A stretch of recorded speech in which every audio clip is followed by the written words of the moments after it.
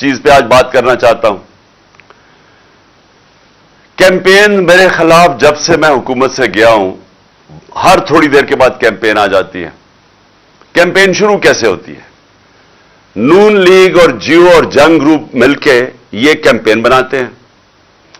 اس campaign کو اٹھا کے پھر یہ الیکشن کمیشن کے پاس لے کے جاتے ہیں.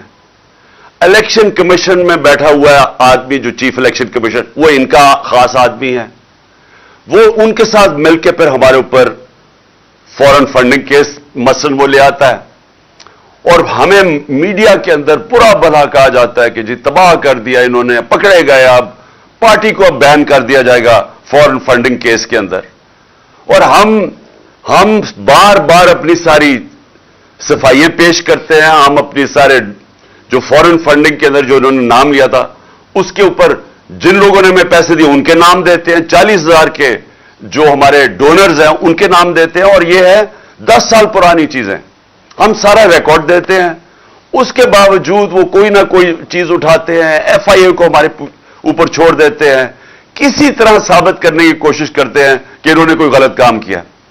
تھوڑی پہلے پروپیگنڈا کرتے ہیں، پھر کہتے ہیں کہ جی پھر پتہ چل رہی ہے یہ فورن فنڈنگ تو تھی نہیں، اب جی پروہیبٹیو فنڈنگ آ گئی ہے، اور اس کے بعد وہ کیس اپنے پاس رکھ لیتے ہیں.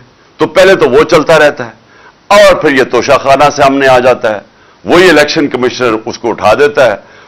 یہ نہیں پتا کہ نیب کے اندر کیس پڑے ہوئے ہیں نواز شریف، یوسف رضا گیلانی اور آصف زرداری کے.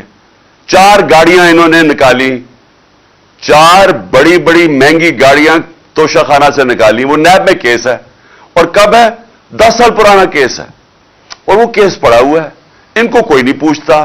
وہ بالکل غیر قانونی ہیں، کیونکہ آپ گاڑی نکال ہی نہیں سکتے توشہ خانہ سے.